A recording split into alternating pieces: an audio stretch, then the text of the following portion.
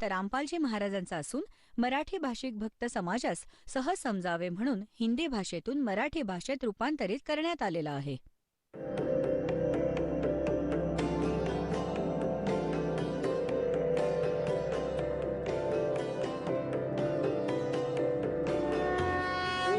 सब ज्ञान डी कबीर ज्ञान सो ज्ञान और जैसे घोड़ा तोब कायम करता चले मैदान. जगद्गुरु तत्वदर्शी संत रामपालजी महाराजांचे अमृत वचन सर्व पवित्र धर्मांच्या व पवित्र शास्त्रांच्या आधारावर. सत साहिब बोलो सतगुरुदेव की जय. बंदी छोड़ कबीर परमेश्वर जी की जय. बंदी छोड़ गरीबदास जी महाराज जी की जय. स्वामी राम देवानंद जी गुरु महाराज जी की जय हो.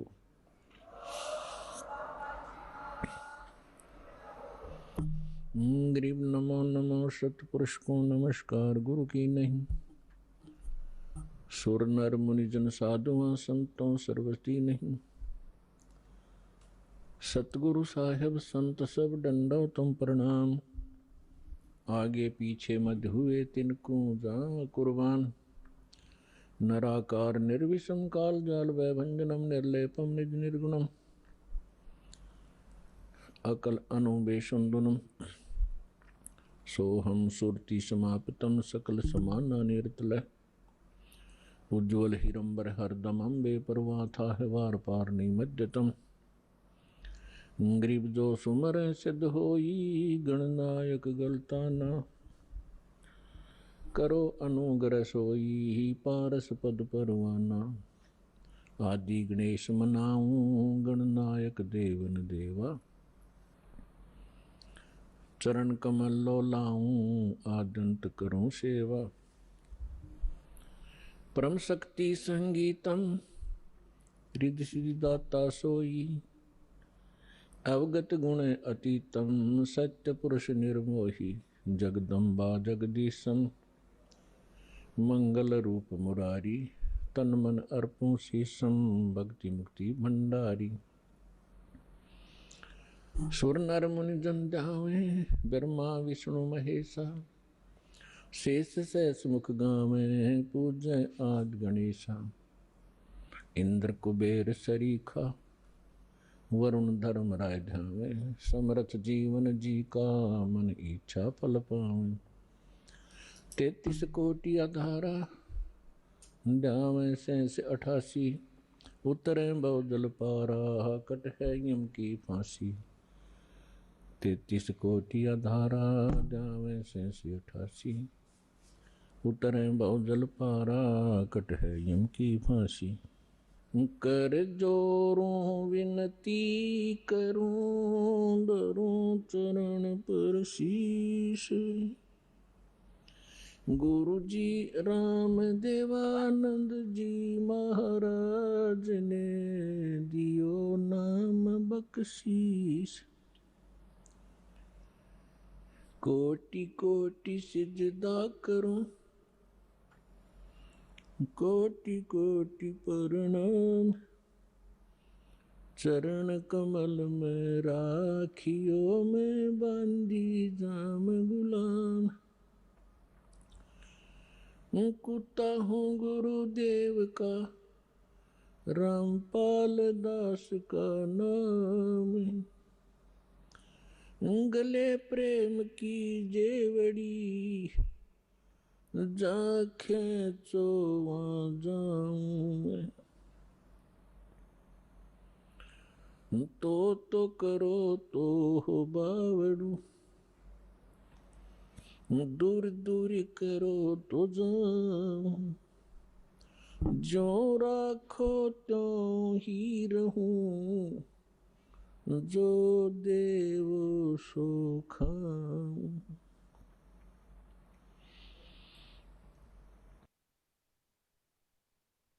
परमपिता परमात्मा पूर्ण ब्रह्म सर्व सृष्टीचे रचनाहार कबीर देव कबीर साहेब कबीर परमेश्वरजींच्या असीम कृपेने तुम्ही सर्व परमेश्वराचे प्रिय आत्मे परमात्म्याचा महिमा ऐकण्यासाठी उपस्थित आहात. लखबर सूरा जूझ ही लखबर सामद्दे लखबर यती जहान में तब सद्गुरु शरण आले. ज्या पुण्यात्म्यांना वर्तमानात मानव शरीरे प्राप्त आहेत, त्यांच्या मागच्या पुण्यांची काही गणना केली जाऊ शकत नाही की युगायुगांचे किती शुभ संस्कार तुमच्याबरोबर आहेत. त्यांच्यापेक्षाही पुण्यकर्मी प्राणी ते आहेत जे बरवाला आश्रम, सतलोक आश्रम, बरवाला जिल्हा हिसार, हरियाणामध्ये पोहोचतात, दीक्षा प्राप्त करतात. पुण्यात्म्यांनो, आपल्याला सद्गुरू नाही मिळाले, आपल्याला आध्यात्मिक टीचर चांगले नाही मिळाले, ज्या कारणाने आपण परमात्म्याकडून मिळणारे जे लाभ असतात त्यापासून वंचित राहिलो आणि मानव शरीरास व्यर्थ करून आपण संसार सोडून निघून जातो. पुढे जाऊन न जाणो किती कष्ट आपण उपसत होतो. त्यांचं ज्ञान आपल्याला नव्हतं की यापुढेही काही आहे. आता परमात्म्याच्या या तत्वज्ञानाने, त्या प्रकाशाने आपणास वर्तमानाची आणि भविष्याची आणि भूतकाळाची माहिती मिळू लागली. भूतकाळाची कशी, वर्तमान काळाची कशी आणि भविष्याची कशी आहे. आज कोणी दुःखी असेल तर तो आपल्या पापांमुळे आहे. आज कोणी सुखी असेल तर तो आपल्या पुण्याने आहे. हे विधान आहे परमात्म्याचे. या गोष्टी सगळे मानतातही. कोणी दुःखी प्राणी असेल तर तो आपणच म्हणत असतो की न जाणो माझं कुठलं पाप मला नडलं. आणि जे सुखी असतात त्यांना त्या विषयात सगळे म्हणतात काहीतरी खूप चांगलं पुण्य केलं होतं मागच्या जन्मी. तर यावरून आपल्याला भूत आणि वर्तमानाची माहिती मिळाली. भविष्याची माहिती परमात्म्याने करवली की कबीर हरि के नाम बिना राजा रसब होवे, मट्टी लद कुमार के भाई घास न नीरे कोई. परमात्म्याने एकच उदाहरण असं दिलंय ज्यातून आपण सहज समजू शकतो. सामान्य माणूस राजास खूप बलशाली मानतो, समृद्ध मानतो. परमात्मा म्हणतात की जर राजाही परमात्म्याची भक्ती करत नसेल, त्याचं नेक्स्ट लाईफ गाढवाचं असेल. आता पुण्यात्म्यांनो, आता इथं समस्या येत राहिली की कुणी पाहिलंय, मग वर्तमानात आपल्याला ते सुख प्राप्त आहे. ज्यामुळे आपण सुखावलो नि विसरलो की पुढे दुःख असणार आहे. आणि मग ही गोष्ट बोलून सोडून देतो की बघू पुढे. हा आपल्या अध्यात्मज्ञानहीनतेचाच परिणाम होता. आमचे सद्ग्रंथ परमात्म्याचे विधान आहे, संविधान आहे. आणि संविधानाची अवहेलना जे लोक करतात, तुम्ही इथे वर्तमानातही पहा, जे संविधानाची अवहेलना करतात त्यांना इथेच दंडित केलं जातं. अशाच प्रकारे परमात्म्याचे विधान आहे जे ते तोडतात, उल्लंघन करतात, त्यालाही दंड प्राप्त होतो. तर त्या विषयात आपण दृढ होण्यासाठी, सत्याशी परिचित होण्यासाठी काही आधार घ्यावा लागेल. आपले सद्ग्रंथ याचा आधार आहेत. त्या पश्चात ते महापुरुष ज्यांना परमात्मा मिळाले आणि परमेश्वराचे विधान त्यांना प्राप्त झाले. आणि तिसऱ्या क्रमांकावर म्हणजे त्या महापुरुषांनी सांगितलं की तो परमात्मा कोण आहे. त्या परमेश्वराने स्वतः येऊन आपले विधान आपल्या मुखकमलातून सांगितले, ज्याला तत्वज्ञान म्हणतात, ज्याला सूक्ष्मवेद म्हणतात, ज्या विषयाबाबत हिंट दिली गेली आहे श्रीमद भगवद्गीता अध्याय नंबर 4च्या श्लोक नंबर 32 मध्ये. गीता ज्ञानदाता हा ब्रह्म आहे आणि परम अक्षर ब्रह्म म्हणजे पूर्ण परमात्म्याची तो माहिती देत आहे. आपल्या स्तराचं ज्ञान तो श्रीमद भगवद्गीतेत अर्जुनास सांगतच आहे. त्या पश्चात तो सांगतो ती विशेष माहिती अध्यात्म मार्गाची परमात्मा स्वतः येऊन आपल्या मुखातून ज्ञान देतात. त्या परमात्म्याच्या मुखातून उच्चारलेल्या वाणीला तत्वज्ञान म्हणतात. त्यामध्ये धार्मिक यज्ञांची, धार्मिक अनुष्ठानांची माहिती विस्ताराने सांगितली गेली आहे. आणि 4थ्या अध्यायाच्या 34व्या श्लोकात गीता ज्ञानदाता म्हणतो की त्या तत्वज्ञानास तू तत्वदर्शी संतांकडे जाऊन समजावून घे. त्यांना दंडवत प्रणाम केल्याने, कपट सोडून त्यांची सेवा केल्याने ते तत्वदर्शी संत तुला परमात्म तत्वाची माहिती तथा तत्वज्ञानाचा उपदेश करतील. तर यातून आता हे सिद्ध झालं की गीताजीमध्ये ते ज्ञान नाही. जर ते ज्ञान श्रीमद भगवद्गीतेतच असतं तर त्याने म्हटलं असतं की त्या अध्यायात वाचा. आणि यातून हेही सिद्ध झालं की तो परमात्मा अन्य आहे गीता ज्ञानदात्याहून आणि तोच मोक्षदायक आहे. त्याच्याद्वारा सांगितलेलं जे ज्ञान आहे ते तत्वज्ञान आहे. 4थ्या अध्यायाच्या 32व्या श्लोकात अनुवादकर्त्यांनी एक चूक केली आहे. त्यात एक ब्रह्मणे शब्द आहे. ब्रह्मणे यांनी ब्रह्मणे शब्दाचा अर्थ केला वेद आणि हाच ब्रह्मणे शब्द आहे गीता अध्याय नंबर 17च्या श्लोक नंबर 23 मध्ये. तिथे याच अनुवादकर्त्यांनी ब्रह्मणेचा अर्थ केलाय सच्चिदानंद घनब्रह्म म्हणजे परम अक्षर ब्रह्म, ज्याविषयी गीताध्याय नंबर 7च्या श्लोक नंबर 29 मध्ये गीता ज्ञानदाता म्हणतो की जी त्या तद्ब्रह्मशी सर्व अध्यात्म ज्ञानाशी आणि सर्व कर्मांशी परिचित होते ती व्यक्ती केवळ जरा आणि मरणातून सुटण्यासाठीच प्रयत्न करते. म्हणजे जरा म्हणजे वृद्धावस्थेतील कष्ट, मरण म्हणजे मृत्यू, अर्थात जो इथून जन्म मरणाच्या कष्टातून सुटण्यासाठी साधना करतो, संसाराची काही इच्छा धरत नाही, तो त्या तद्ब्रह्मशी परिचित झालेला आहे, सर्व अध्यात्म ज्ञानाशी परिचित आहे आणि सर्व कर्मांशी परिचित आहे. अर्जुनाने 8व्या अध्यायाच्या प्रथम मंत्रात विचारलं किम तद्ब्रह्म, ते तद्ब्रह्म काय आहे. गीता ज्ञानदाताने 8व्या अध्यायाच्या 3ऱ्या श्लोकात सांगितले की ते परम अक्षर ब्रह्म आहे. म्हणजे गीता ज्ञानदात्याहून वेगळे येते. तर आपण आपल्या या अध्यात्म मार्गात पुढे जाण्यासाठी काही आधार घ्यावा लागेल.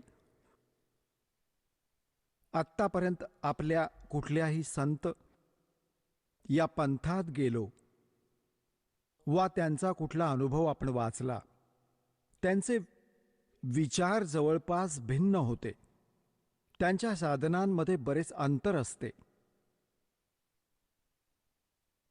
तर गीताध्याय नंबर 2च्या श्लोक नंबर 53 मध्ये म्हटलं की हे अर्जुन, ज्यावेळी तुझी बुद्धी भ्रमित करणाऱ्या भिन्न भिन्न प्रकारच्या वचनांपासून हटून एका परमात्म ज्ञानावर स्थिर होईल तेव्हा तू योगी होशील.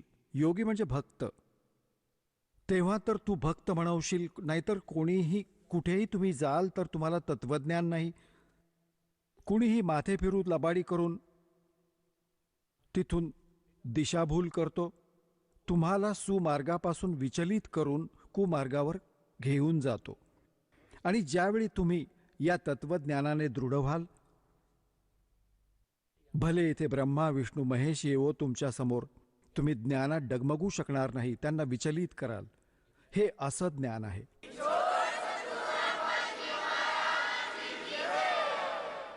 आणि तेव्हाच आपण आपल्या ध्येयाकडे पोहोचू. रस्त्यात न जाणो किती ठग भेटतात भ्रमित करणारे, तर मग आपण भ्रमित नाही झालो तर सुमार्गावर आपल्या घरी पोहोचू, सतलोकात जाऊ, आपण सदा सुखी होऊन जाऊ जिथून आपण आलेलो आहोत. आत्तापर्यंत आपल्याला हेच माहीत नव्हतं की आपण आलो कुठून, आपण इथे जन्म आणि मरत का आहोत.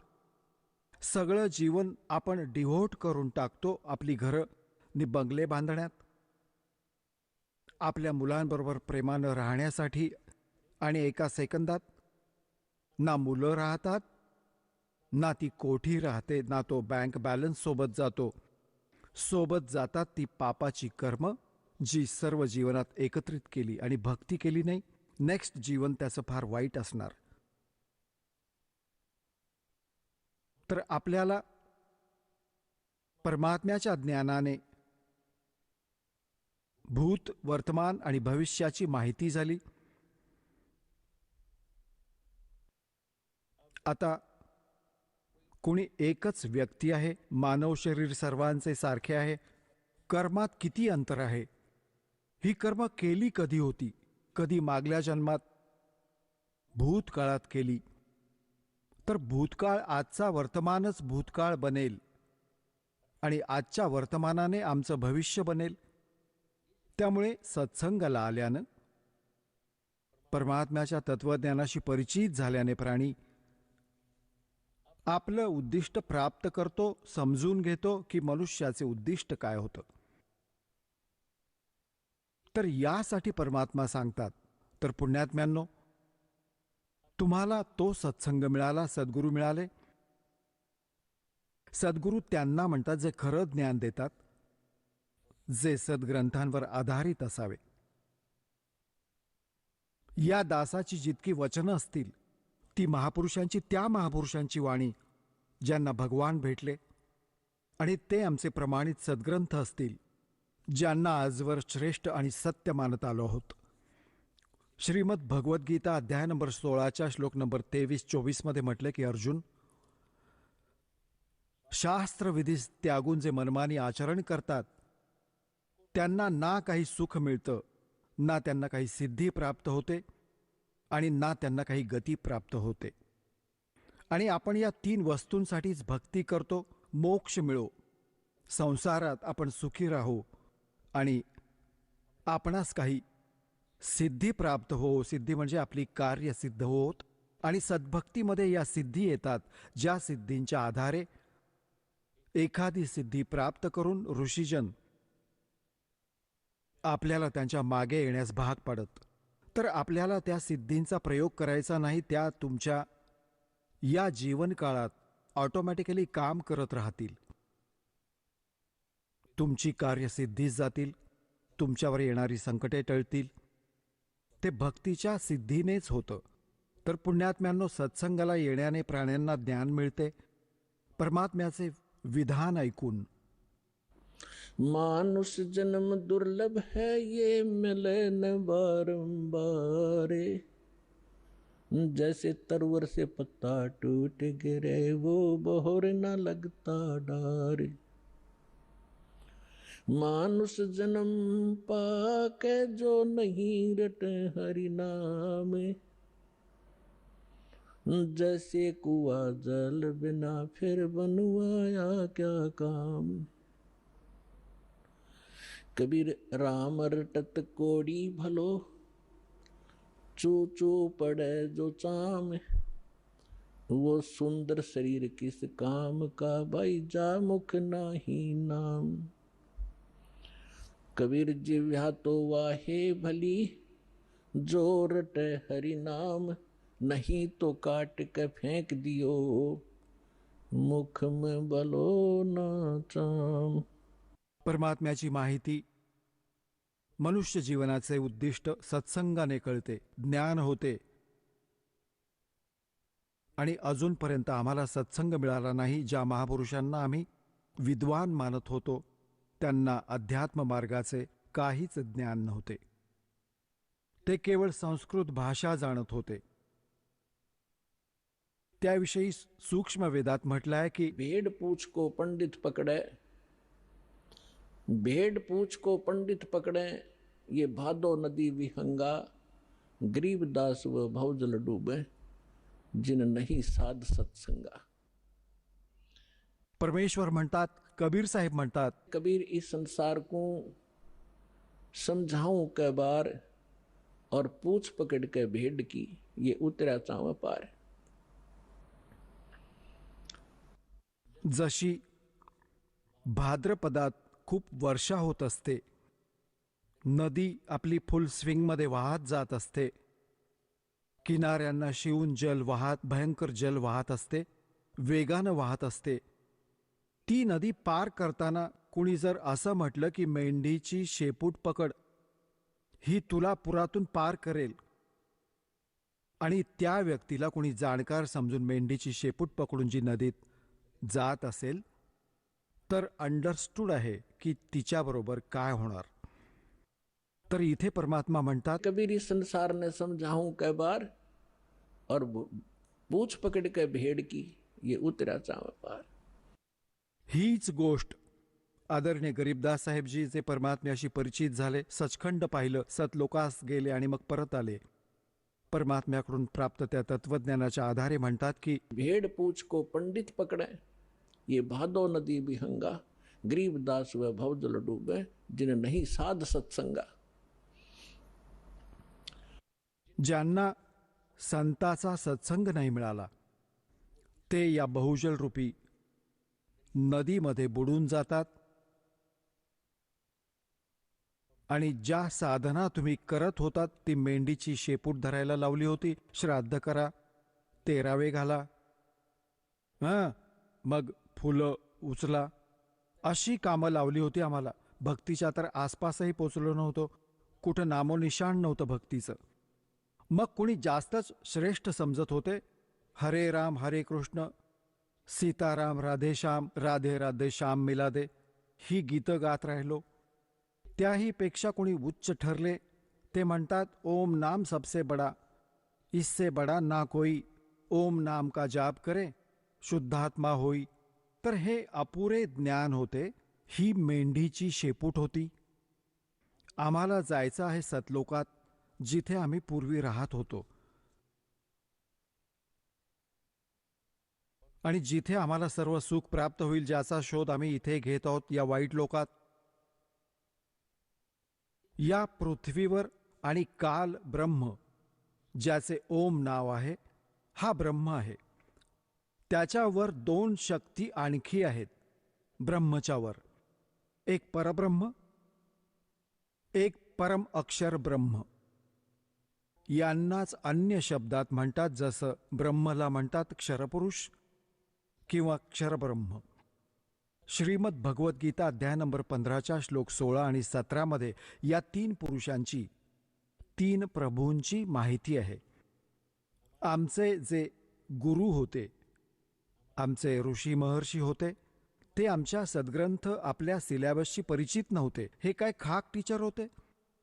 जे टीचर आपल्या सिलॅबसशी परिचित नाहीत, ते टीचर नव्हेत, ते लोकवेद ऐकवत असत. आणि ज्या आधारे आम्ही आमच्या पूर्वजांनी जीवननाश केला, आज ते पशुपक्षी भूत योनींमध्ये भोगत आहेत. आणि आता त्यांना सुटका मिळण्यासाठी ते म्हणतात श्राद्ध घाला, अमुक करा. तो तिकडे गाढव झालाय आणि इथे त्याचं श्राद्ध घालतायत. ही काय गोष्ट झाली? आम्ही शहाणे नव्हतो, आम्हाला ज्ञान नव्हतं, तर परमात्म्याने दया दाखवली आहे, तुम्हाला शिक्षित केलं, आणि शिक्षित करून या दासाला या ज्ञानाने युक्त केलं. त्याआधी तुमच्यासाठी इन्स्ट्रुमेंट तयार केले, जेणेकरून ही मुलं घर बसल्या समजू शकतील, सद्ग्रंथांची ओळख होऊ शकेल. आत्तापर्यंत आम्ही शिक्षित नसल्याने एक माथे फिरू, 4 वाणी गीतेचे किंवा वेदांचे 4 श्लोक पाठ करायचा, आम्ही त्याच्या तोंडाकडे बघत राहायचो. मोठा विद्वान आहे, वा भाई वा, चांगलं संस्कृत जाणतो. भाषेचे जाणकार असणं वेगळी गोष्ट आहे, अध्यात्म जाणणं हे विशेष ज्ञान आहे. तर जो प्रसंग चालला होता की जोवर आपण आपल्या सद्ग्रंथांशी परिचित होत नाही तोवर आपला विश्वास बसणार नाही की खरोखर आम्ही जे ऐकायचो ते सत्य होतं की असत्य होतं. कारण आज आम्ही शिक्षित आहोत, सद्ग्रंथ आपल्या जवळ आहेत, ज्यावर आज पावेतो लाखो वर्षांपासून आपण आधारित राहिलो आहोत. आणि आज तेच आपल्याला काय संदेश देत आहेत तर एका मिनिटात समजून जाल, कारण परमात्म्याने तुम्हाला शिक्षित बनवलेलं आहे. तर इथे आपल्यासमोर हीच समस्या उभी राहिली की आपण स्वतः परमात्म्याच्या ज्ञानाशी परिचित नसल्याने असेच भरकटत राहिलो. ज्यांनी जो मार्ग दिला त्याचाच आपण जप करू लागलो. तर इथे 3 पुरुष आहेत. एक क्षरपुरुष, क्षरब्रह्मही म्हणतात याला, दुसऱ्या शब्दात याला ईश म्हणतात.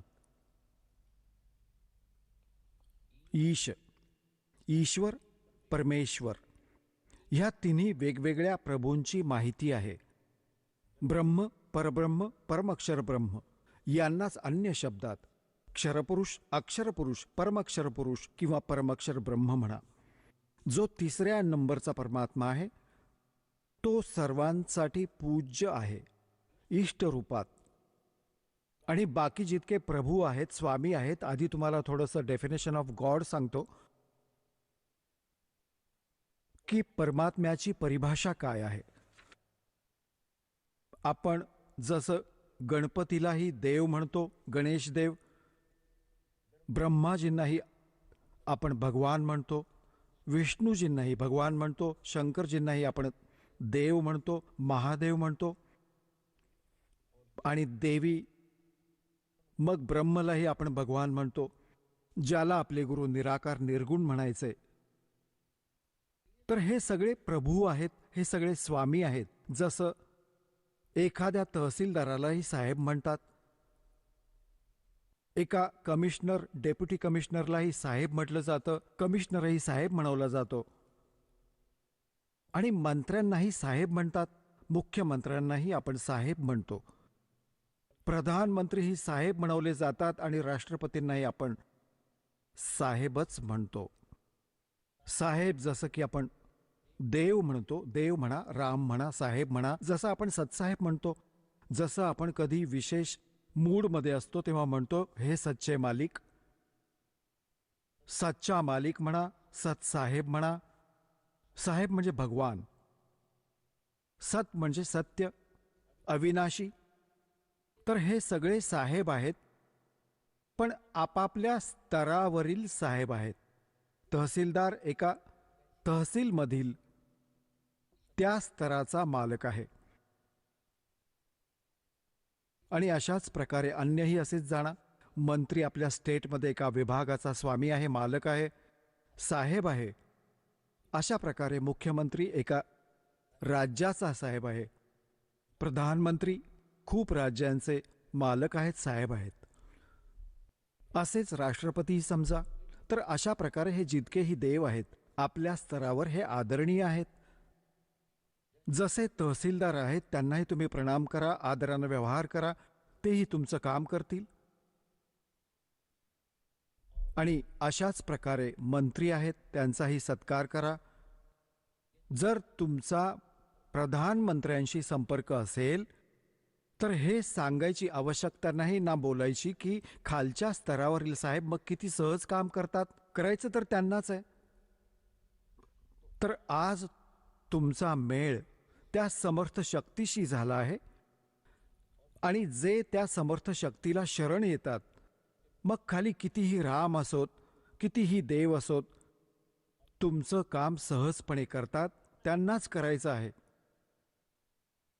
कारण की इथली एक व्यवस्था आहे की जसे तुम्हाला सर्वात आधी इथे जे मंत्र दिले जातात ते त्या साहेबांचेच दिले जातात. या स्टेटचे साहेब आहेत हे. त्याबरोबरच तुम्हाला त्या परमपिता परमात्म्याचीही भक्ती दिली जाते, जिची साथ असल्याने हे साहेब तुम्हाला अगदी सहजपणे लाभ देतात. यांचे हे मूलमंत्र आहेत, ही यांची पूजा नव्हे. इथे हे काही माथेपूर्वी भ्रमित करून टाकतात, जे 100, 200, 1000, 2000 नादी लावत आहेत नकली संत. आणि विशेष करून हे कबीरपंथी, हे राधास्वामी, धनधन सद्गुरूवाले हे कसे भ्रमित करतात की बघा हा तर देवतांची पूजा करवून घेत आहे, हे तर प्रथम मंत्रच देवतांचे देत आहेत आणि बाता मारतात सतलोक आणि सचखंडाच्या.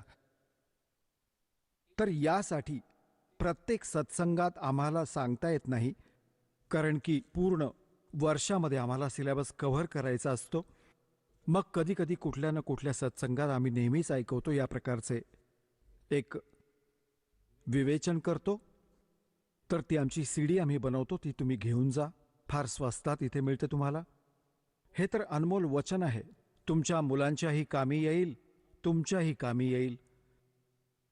तर जो प्रसंग चाललाय की आम्ही यांची पूजा नाही करत, जसं एक पतिव्रता मुलगी असते जी आपल्या सासरी निघून जाते.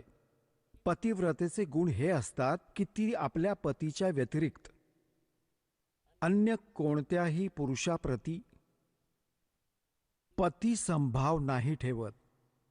पण त्या पतिव्रतेचा हा अर्थ नाही की तिने कोणत्याही पुरुषाकडे बघूच नये किंवा कोणाला प्रणामही करू नये किंवा कुणाचा सत्कार करू नये. हेही त्या पतिव्रतेमध्ये गुण असतात. आलेल्यांचा आदर करावा, जसं दीर आहे, जाऊ आहे, सासरे आहेत, सासू आहे, छोटी मोठी नणंद आहे, धाकटा दीर, या सर्वांचा यथोचित आदर करावा, त्यांचा सत्कार करावा, त्यांचं काम करावं. भांडी घासणं, पोळ्या करणं आणि जी काही 100 कामं करायची तर त्यांचा यथोचित सत्कार करावा, मृदू भाषेचा वापर करावा. तर ती पतिव्रता योग्य आहे. आणि दुसऱ्या शब्दात ती पतिव्रता ठीक आहे जी आपल्या पती व्यतिरिक्त अन्यांशी आस्था ठेवत नाही. ती पतिव्रता नसून कळलावी आहे, कारण ती सर्व घरात भांडण लावेल. तर म्हणून आम्ही भक्तही तेव्हाच होऊ, नि पतिव्रता पदावर तेव्हा चालू, जेव्हा आम्ही सर्व जितक्या शक्ती आहेत त्यांचा यथोचित आदर करू. तर ती पतिव्रता पत्नी मुलगी जेव्हा आपल्या सहपरिवारात राहते, जॉईंट फॅमिलीमध्ये, तर तोवर ती इतकं चांगलं वागत असते, सर्वांबरोबर मिसळते, धाकट्या दिराच्या मुलांनाही स्वतःच्या मुलांसारखं समजते, मोठ्या दिराच्या मुलांनाही आपलं मानते. त्यांना असं नाही वाटत की आपण परके आहोत. तर पण तिची जी भावना आहे ती मनातून ती आपल्या पतीसाठी असते. आणि ही गोष्ट तिच्या तेव्हा लक्षात येईल जेव्हा ते डिव्हाइड होतील, जेव्हा भिन्न भिन्न होतील भाऊ, तेव्हा लक्षात येईल तिची आस्था कशात होती. आपल्या हिश्श्याच्या सर्व वाट्या, पेले, चमचेही उचलून आपल्या घरी नेऊन ठेवेल, एक चमचाही सोडणार नाही दुसऱ्यासाठी, आणि आपल्या पतीबरोबर निघून जाईल. तर त्यावेळी त्या पतिव्रतेचं माहीत झालं की ती पूजा कोणाची करत होती. तर त्याच प्रकारे इथे एक सहपरिवार आहे आपला. हे ब्रह्मा, विष्णू, महेश हे देव आहेत आणि इथले अधिकारी आहेत. हे एक विभागीय मिनिस्टर आहेत. या एका ब्रह्मांडामध्ये ब्रह्माजी रजोगुण विभागाचे, विष्णूजी सत्वगुण विभागाचे आणि शंकरजी तमोगुण विभागाचे.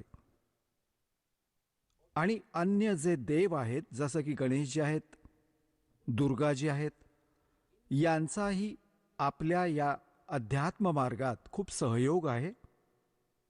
आता यांचं जसं आपण आपल्या सतलोकात जायचं आहे, स्वलोकात जायचं आहे, जसं आपण परदेशी गेलो आहे आणि आपल्याला आपल्या देशात यायचं आहे आणि तिथे आपण असा काही बिझनेस व्यापार करत होतो, काही कारणाने आपलं तिथे नुकसान झालं, विजेचं कनेक्शन कापलं गेलं, टेलिफोन सुविधा बंद झाली, गॅस बंद झाला, तर आपण कंगाल झालो. या सर्व सुविधा समाप्त झाल्या, आपण महादुःखी झालो.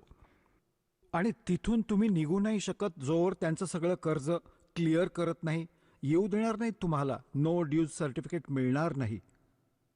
आणि तिथे कोणी तुम्हाला असा दयाळू समर्थ मिळाला तुम्हाला म्हणाला की तुमचं कनेक्शन पुन्हा सुरू करून देतो तुमच्या गॅरंटीने, आणि तुम्ही नव्याने मेहनत करा, प्रामाणिकपणे मजुरी करा आणि यांचे टॅक्स भरत राहा. विजेचं बिल भरायला सुरुवात करा, टेलिफोनचं कनेक्शन करवून देतो आणि मेहनत मजुरी करून आपलं बिल भरायला सुरुवात करा. त्या सुविधा सुरू होऊन जातील आणि पुन्हा तो धनी होऊन आणि सर्व कर्जातून मुक्त होऊन आणि शिल्लक राहिलेलं धन घेऊन स्वदेशी येऊ शकतो. अगदी याच प्रकारे आपण या काळाच्या लोकात खूप मोठी पुंजी घेऊन आलो होतो. आपण खूप मोठ्या सावकाराची मुलं होतो, मुली होतो.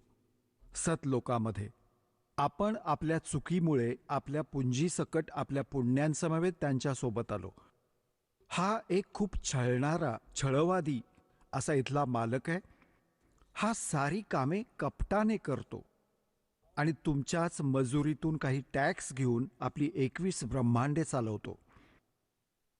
कबीर साहेब म्हणतात, मेरे हंसाबाई हंस रूप था जब तू आया.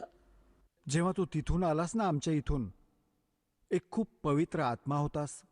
काही विकार नव्हता तुझ्यापाशी. आध्यात्मिक धन परिपूर्ण होते. आज तू अगदी रिकामा झालायस आणि गाढवापर्यंतच्या योनीतही गेलायस पुण्याच्या अभावामुळे. तर ती पुण्ये पुन्हा प्राप्त करून आपण तितकेच भक्तियुक्त होऊ जितके आपण प्रारंभी होतो. तेव्हाच आपण स्वदेशी जाऊ शकतो. मध्ये आपल्याला इथून जाण्यासाठीचा टॅक्सही द्यायचा आहे, भाडंही द्यायचं आहे. जसं जहाजातून येतो तर ते भाडंही द्यायला लागतं आणि मग पुंजी त्याहून वेगळी असते. अशाच प्रकारे तुम्हाला अशा साधना दिल्या जात आहेत परमात्म्याकडून. ते ज्ञान, जी वास्तविक भक्ती होती, जी आजवर लपवून ठेवली होती, कारण की आपण समजण्यायोग्य झालो नव्हतो. आणि जर आजच्या आधी परमात्म्याने हे मंत्र डिस्क्लोज केले असते तर हे नकली पंथ जे काळाने चालवले आहेत त्यांच्याजवळही हे मंत्र असते आणि हेच ज्ञान असते. आणि ते अधिकारी नव्हतेच. अधिकारी असल्याशिवाय कोणतंही काम सफल नाही होऊ शकत. जसे एक पासपोर्ट बनवतो, पासपोर्ट ही जर अधिकाऱ्याने बनवला असेल तर तो पुढे चालेल. नाहीतर जी वेळ आल्यावर ते लक्षात आलं की पासपोर्टच डुप्लिकेट आहे तर खूप उशीर झालेला असेल आणि जेलमध्येही जावं लागेल. तर परमात्म्याने दया दाखवली होती की हे आत्तापर्यंत हे मंत्र गुप्त ठेवले होते. यामागे खूप मोठी गोष्ट आहे. ती सृष्टी रचनेतून तुम्हाला समजेल, वेळ आल्यावर सांगेन. तर प्रसंग चाललाय की परमात्म्याने दया दाखवली तुम्हाला. जेव्हा 600 वर्षांपूर्वी मालक आले, परमात्मा परमात्म्याचेच गुण बाळगतो. आता जसे बर्फाचे गुण आहेत, बर्फ तर बर्फाचेच गुण बाळगतो. त्याच्याजवळ जाल तर तसाच आभास होईल. अशाच प्रकारे परमात्मा जे गुण बाळगतो ते तशीच लीला करतात जशी तो करत असतो. आणि त्या परमेश्वराने 600 वर्षांपूर्वी ज्या लीला केल्या होत्या तीच माहिती आपल्या सद्ग्रंथांतून मिळते की परमात्मा जेव्हा पृथ्वीवर येतो, यथार्थ ज्ञान स्वतः आपल्या मुखकमलातून, कवींसारख्या कवितांमधून, लोकोक्तींच्या माध्यमातून, शब्दावलींच्या माध्यमातून तो उच्च स्वरात बोलून उच्चारण करतो. आणि त्या प्रसिद्ध कवींमधलाही तो एक असतो. पण तो असतो परमात्मा. आणि तो परमात्मा आपले यथार्थ ज्ञान स्वतःच देतो. आणि जेव्हा परमात्मा इथे येतात ते 3 प्रकारे आपली देखभाल करतात, 3 प्रकारे आमचे पोषण करतात, पालन पोषण करतात. तीन स्थितींनी एक स्थिती होती ते परमात्मा सतलोकात सचखंडात एका राजाप्रमाणे फार सुंदर सिंहासनावर विराजमान आहेत मनुष्य रूपात. डोक्यावर मुकुट आहे, वर छत्र आहे. परमात्म्यावर चौऱ्या आपोआप ढाळल्या जातात. आणि दुसऱ्या स्थितीत ते परमात्मा प्रत्येक युगात एक शिशुरूप धारण करून इथे येतात आणि एका कमळाच्या फुलावर विराजमान होतात. तिथून निसंतान दाम्पत्य त्यांना उचलून नेते आणि मग तिथे पालन पोषणाची लीला घडते आणि मग तेव्हा ते कुमारिका गायीचे दूध पितात, त्याशिवाय काही पित नाहीत. कुमारिका गायीच्या दुधाने त्यांच्या बालपणाचे संगोपन होते, हे आमचे सद्ग्रंथ सांगतात. ऋग्वेद मंडल नंबर 9, ऋग्वेद मंडल नंबर 9 सूक्त 1 मंत्र 8 आणि 9 मध्ये, ऋग्वेद मंडल नंबर 9 सूक्त 86 मंत्र 26 आणि 27 मध्ये, ऋग्वेद मंडल नंबर 9 सूक्त 82 मंत्र नंबर 1, 2, 3 मध्ये, ऋग्वेद मंडल नंबर 9 सूक्त 94च्या मंत्र 1 मध्ये, ऋग्वेद मंडल नंबर 9 सूक्त 95च्या मंत्र 2 मध्ये, ऋग्वेद मंडल नंबर 9 सूक्त 96च्या मंत्र 16 ते 20 मध्ये, ऋग्वेद मंडल नंबर 9 सूक्त 54 मंत्र 3 मध्ये, ऋग्वेद मंडल नंबर 9 सूक्त 20 मंत्र 1 मध्ये, आणखीही अनेक स्थानी हे प्रमाण आहे की परमात्मा अशी लीला करतो. जेव्हा परमात्मा शिशुरूप धारण करून लीला करतो तेव्हा त्यांच्या संगोपनाची लीला कुमारी गायींकडून होते, हे वेद सांगतात. आणि ही लीला कुणी केली? तो परमात्मा कवींसारखे आचरण करतो. ही लीला कुणी केली? श्रीराम, श्रीकृष्ण, श्री ब्रह्मा, श्री विष्णू, श्री शिवजींची लीला आम्ही कधी वाचली नाही. आम्ही हिंदू धर्मात अडाणी राहिलो. आणि परमेश्वराच्या लीलेत 600 वर्षांपूर्वी मालक आले होते. त्यांनी कबीर भगवान यांनी ही लीला केली होती. मग who is God? Kabir is God.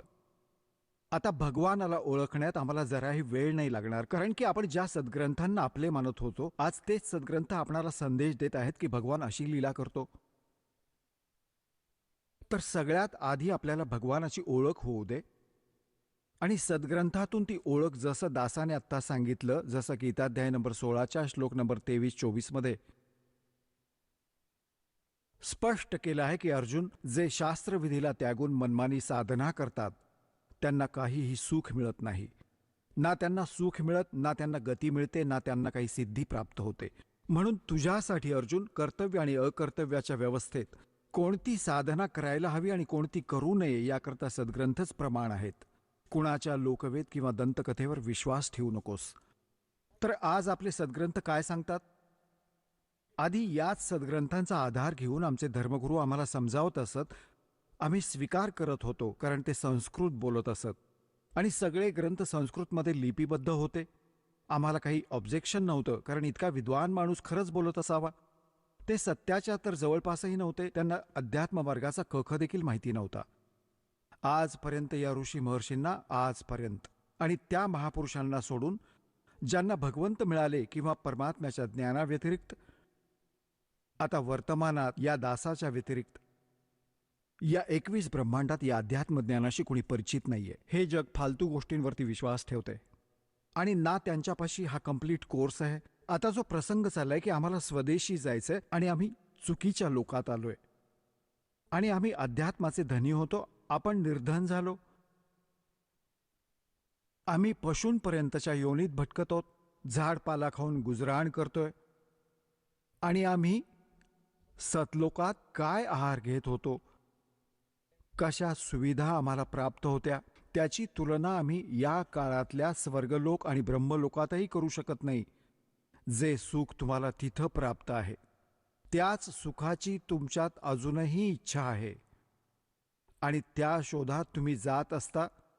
रस्त्यात न जाणो किती लबाड ठग भेटतात, मिसगाईड करून तुम्हाला भ्रमित करून टाकतात, ध्येयापासून दूर करतात. मग तुम्ही जेव्हा अध्यात्म मार्गाने सुखी होत नाही, कारण साधना शास्त्रानुकूल नसल्याने परमात्म्यापासून लाभ मिळत नाही, ज्या कारणाने तुम्ही स्वतः धनी बनण्यासाठी आपल्या बुद्धीचा प्रयोग करू लागलात, कुणी भेसळ करू लागला, कुणी लाच घेऊ लागला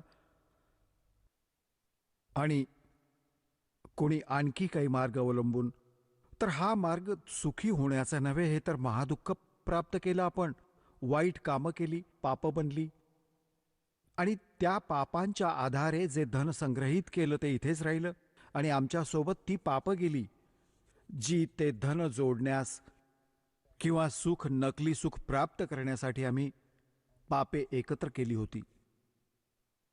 जोवर आपण पापमुक्त होत नाही तोवर तिथे जाऊ शकत नाही. कारण जोवर अपराधी प्राणी आहे तो जेलमध्ये राहतो. अपराध मुक्त झाल्यावरच तो जेलमधून सुटेल.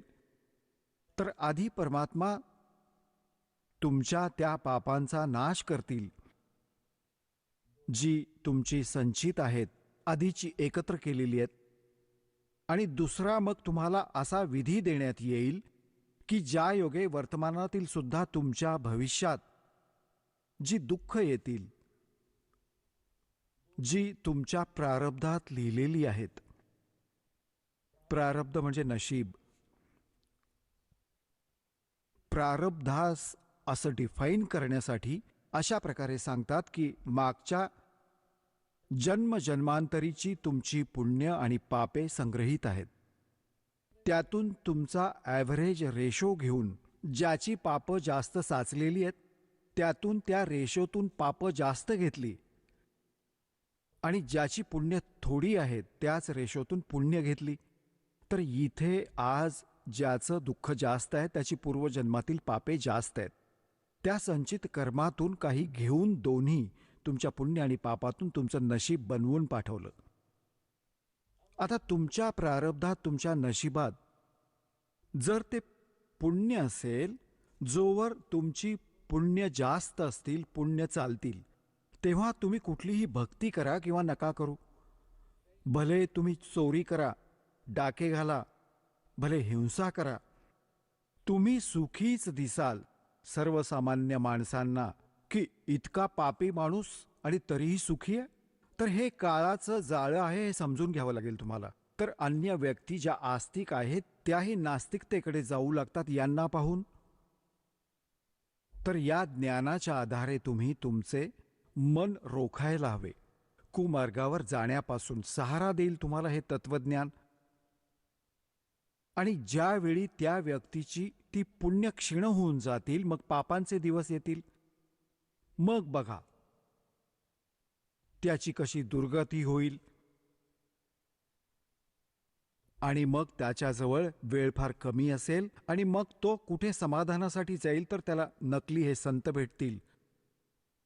त्यांच्याकडून जंतर मंतर करवून घेऊन, नामदीक्षा घेऊन शेवटी तो मरूनच जाईल त्या दुर्गतीसहित. आणि जेव्हा आपण सत्साधना करू तेव्हा परमात्मा आपल्याला भेटतील, सद्गुरू भेटतील. सद्गुरू मग आपल्याला ते सतज्ञान देतील, सत्साधना देतील, ज्या योगे तुमची पापं नष्ट होतील. तर आत्ता तुमच्या प्रारब्धात जसं तुम्ही दुःखी आहात तर पापामुळे आहात, सुखी आहात तर पुण्यामुळे आहात. अंडरस्टूड आहे ही गोष्ट. सामान्य माणूस जो धर्माबद्दल थोडी का होईना रुची बाळगतो त्याला माहीत आहे की पापाने दुःख मिळतं आणि पुण्याने सुख मिळतं इथलं. आता जोवर तुमची पुण्य चालतील तोवर तुम्ही सुखी दिसून याल. आणि ही पुण्य आधीची संग्रहित कमाई आहे तुमची. जसा इन्व्हर्टर आज जवळपास सर्वांच्याच घरात असतो, माहिती तर सर्वांनाच नक्की आहे. त्याच्यात बॅटरी असते, त्यांना चार्जरच्या माध्यमातून लाईटमध्ये विजेला लावून चार्ज केलं जातं. तर बॅटरीच्या आत ती एनर्जी स्टोअर होते आणि मग निसंशय त्या इन्व्हर्टरमधून चार्जर काढला तरीही त्या इन्व्हर्टरमुळे बल्बही जळत असतात, ट्यूबही जळत असते, कूलरही चालू असतात. तो आपल्याला सुविधा देत असतो. तर ती व्यक्ती असा विचार करते की माझा इन्व्हर्टर साऱ्या सुविधा मिळत आहेत. पण जर तो चार्जर ठीक नसेल तर ती बॅटरी एक दिवस एकदम डाऊन होईल आणि डिस्चार्ज होईल. पुन्हा त्याला कोणतीही सुविधा प्राप्त होणार नाही. अगदी अशाच प्रकारे जे पूर्वजन्माचे पुण्यकर्मी प्राणी आहेत त्यांनी पूर्वजन्मात ती बॅटरी चार्ज करून ठेवली, तेव्हा चार्जर नीट लागला. कारण परमात्मा जेव्हा येतात, परमेश्वर 600 वर्षांपूर्वी आले होते. भगवान कबीर साहेबजी तुम्हाला चार्ज करून गेले होते.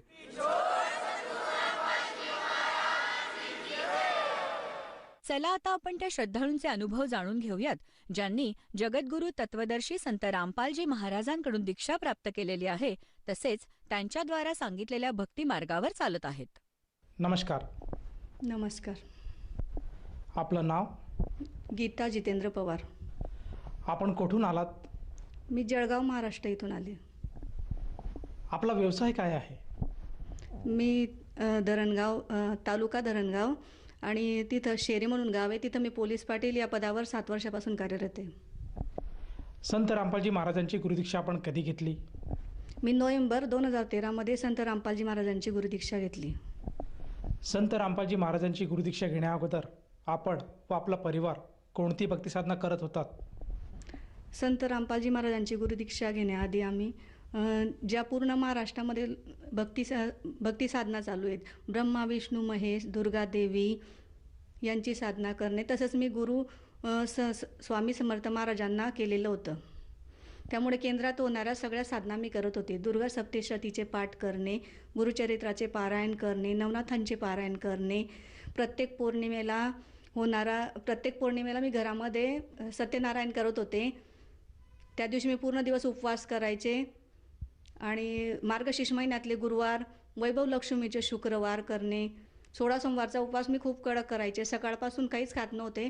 पूर्ण दिवसभर नारळाच्या पाण्यावर राहायचे निराहार आणि संध्याकाळी पांढरे वस्त्र घालून भगवान शंकराच्या मंदिरात जायचे. 108 बेल शंकराच्या पिंडीवर वाहायचे आणि पांढरं फूल भगवान शंकराला व्हायचं आणि फक्त मोतीचुराचे लाडू खायचे. जसं तुम्ही सांगत आहात की पूर्वीपासूनच आपण भक्ती साधनेत होतात. विशेष करून आपण स्वामी समर्थ यांच्या मठाशी निगडीत होतात आणि त्यांच्या मठामध्ये जी भक्ती साधना देतात तीच भक्तिविधी आपण करत होतात आणि महादेवाचे आपण उपासक होतात आणि महादेवाच्या मंदिरात जाणे, त्यांच्यावर बेलफूल वाहणे या भक्तिविधी आपण करत होतात. तर संत रामपालजी महाराजांची भक्तिविधी घ्यावी किंवा त्यांच्याकडनं गुरुमंत्र घ्यावा याची गरज आपल्याला का भासली आणि आपण संत रामपालजी महाराजांच्या शरणात कसे आलात? मी संत रामपालजी महाराजांच्या शरणामध्ये माझे नंदुईभाऊ होते. त्यांनी आधी संत रामपालजी महाराजांकडनं गुरुदीक्षा घेतलेली होती. त्यांनी आम्हाला पुस्तक दिले ज्ञानगंगा. कारण की माझा मुलगा आहे ना, तो जन्मापासूनच आजारी राहत होता. त्याच्यासाठी आम्ही पूर्ण जळगावचे पूर्ण दवाखाने फिरलेलो होतो. महिन्यातून आम्ही फक्त 15 दिवस घरी राहायचो आणि 15 दिवस हॉस्पिटलमध्ये माझा मुलगा ॲडमिट राहायचा. म्हणजे आम्हाला चुकणं होतंच आमच्या घरामध्ये, कारण की एकुलता एक मुलगा, तो पण 15 दिवस आजारी. माझ्या मिस्टरांचा पण कामधंदा व्यवस्थित नव्हता, कारण की 15-15 दिवस दवाखान्यात राहिल्यामुळे त्यांचं पण काम 15 दिवस बंद राहायचं आणि 15 दिवसाच्या इन्कममध्ये आम्ही दवाखान्याचा पूर्ण खर्च त्याचा करू शकत नव्हतो आणि घरातला पण खर्च आमचा चालत नव्हता. त्याच्यामुळे मग अशी परिस्थिती असल्यामुळे माझ्या नंदुईभाऊंनी सांगितलं की मी संत रामपालजी महाराजांना गुरु केलेले आहे, तू पण हे ज्ञानगंगा पुस्तक वाच आणि तुला काय वाटतं ते तू सांग. मग ते पुस्तक मी वाचलं, म्हणजे वाचलं 2-4 पानं वाचले आणि मग मी म्हटलं, ते वाचल्यानंतर मी शेवटी बघितलं तर भक्तांचे अनुभव होते त्या पुस्तकाच्या शेवटी. मी म्हटलं बघू कोणाला काय काय लाभ झालेले. मी पूर्ण प्रत्येक एकाने एक अनुभव वाचला आणि मला ते अनुभव वाचल्यामुळे मनातून विश्वास झाला की माझं दुःख इथं निवारण होऊ शकतं. मग मी माझ्या नंदुईभाऊंना सांगितलं की तुम्ही जेव्हा आश्रमात जाल तेव्हा मला पण तुमच्यासोबत यायचं आहे. पण त्याआधी माझी संत रामपालजी महाराजांविषयी अशी इमेज होती की जसे इतर बाबा असतात तसा ते पण काही चमत्कार करणार आहेत, ते पण काही धागे दोरे देतील असं मला वाटलं होतं. अशी मी इमेज करून आश्रमात गेले होते. पण आश्रमात गेल्यावर तिथलं वातावरण बघितल्यामुळे आणि तिथलं जे वातावरण म्हणजे खूपच चेंज होतं आणि ते मी पूर्ण आश्रम फिरले तर एकदमच वेगळं वाटलं. त्याच्यामुळे मी संत रामपालजी महाराजांकडे गुरुदीक्षा घेतली. जसं तुम्ही सांगत आहात की आपण संत रामपालजी महाराजांची नामदीक्षा घेण्याअगोदर फक्त केवळ त्यांचा आश्रम बघण्यासाठी आपण गेला होतात आणि त्या आश्रमातलं वातावरण बघून आपल्याला नामदीक्षा घ्यावी अशी वाटली आणि आपण संत रामपालजी महाराजांची नामदीक्षा घेतली. तर मला असं विचारायचं आहे, संत रामपालजी महाराजांची जेव्हा आपण नामदीक्षा घेतली त्या नामदीक्षेमुळे आपल्याला व आपल्या परिवाराला काही लाभ, काही किंवा चेंज असा काही आढळला का? हो, आश्रमातून आल्यावर मला माहीतच नव्हतं की आश्रमात जाण्याच्या आधी माझ्या मागे एवढा मोठा प्रॉब्लेम होता, तो मी तुम्हाला सांगू शकत नाही. ते फक्त परमात्माच जाणू शकता, कारण की तो माझा जीवनामरणाचा प्रश्न होता. जर म्हणजे मी आश्रमात गेली नसते तर मी वाचूच शकली नसती. आश्रमातून न जाता म्हणजे म्हणजे माझ्या स्वतःचा अंत करून घेतला असता, अशी गोष्ट होती ती. पण मी ती सांगू शकत नाही. आणि तिथून आल्यानंतर माझे जे मुलं होते दोघे, माझ्या ज्या मुलासाठी मी तिथं गेलेली होती, तिथं गेल्यामुळे त्याच्यामध्ये खूप सुधारणा झाली. जी त्याला म्हणजे महिन्याचे 10-15 हजार रुपये जे बिल होतं आमचं हॉस्पिटलचं, ते कमीवर म्हणजे त्याला मेडिकलमधून 2 रुपयाची गोळीसुद्धा आणली तरी त्याला फरक पडून जात होता. अशी परिस्थिती झालेली आहे आता. अजून संत रामपालजी महाराजांच्या चरणी आल्यामुळे माझ्या मिस्टरांची जी नोकरी गेलेली होती ती परत मिळालेली आहे.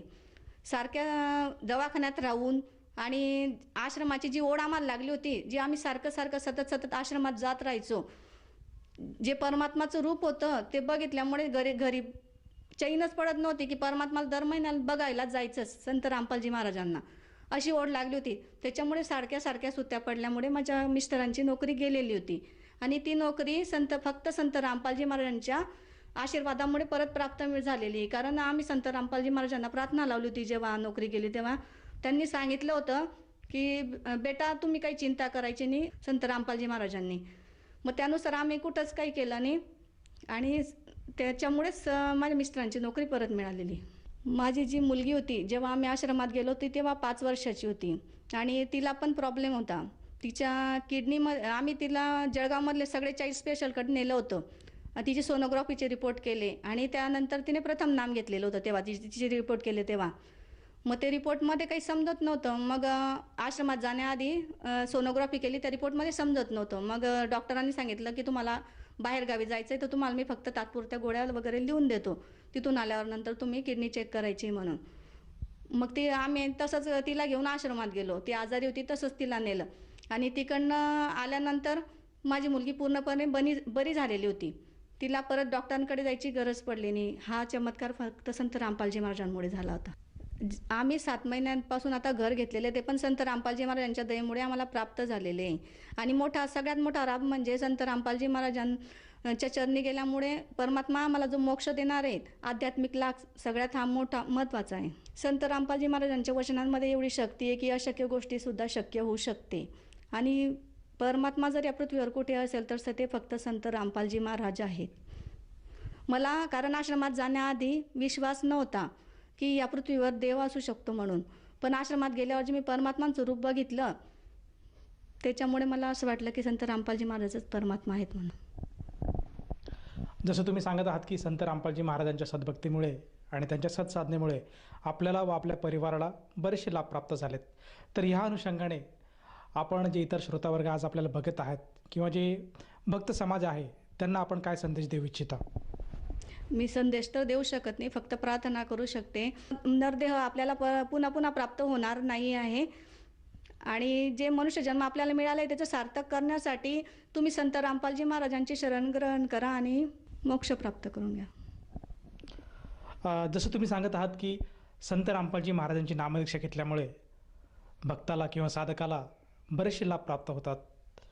जसे आपल्याला लाभ प्राप्त झालेत तसे साधकाला सुद्धा लाभ प्राप्त होऊ शकतात. तर या अनुषंगाने जर एखाद्या साधकाला संत रामपालजी महाराजांची नामदीक्षा किंवा गुरुमंत्र घ्यावायचा असेल तर तो साधक किंवा ती व्यक्ती नामदीक्षा कशी घेऊ शकेल? आपण जे मला आता बघत आहात त्याच्याखाली नंबर फ्लॅश होत आहे, त्याच्यावर आपण त्या नंबरवर कॉन्टॅक्ट करून संत रामपालजी महाराजांची गुरुदीक्षा घेऊ शकतात. या नामदीक्षेसाठी त्या साधकाला किती पैसे मोजावे लागतील? नामदीक्षा निःशुल्क आहे, त्यासाठी कोणतेही पैसे वगैरे द्यावे लागत नाहीत. धन्यवाद. धन्यवाद सर.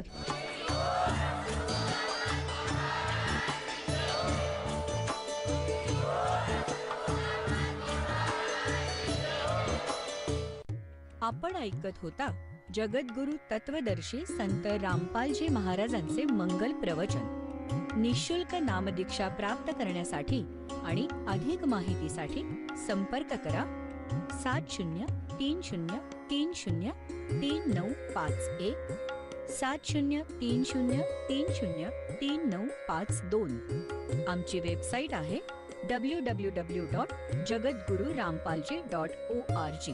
सर्व पवित्र धर्मांच्या व पवित्र शास्त्रांवर आधारित प्रमाणित अनमोल पुस्तक ज्ञानगंगा किंवा जगण्याचा मार्ग यापैकी कोणतेही एक पुस्तक निःशुल्क मागवण्यासाठी आम्हाला आपले पूर्ण नाव, पूर्ण पत्ता, पिनकोड सहित आणि फोन नंबर लिहून 7030303951 7030303952 नंबरवर SMS करू शकता किंवा आम्हाला 70303039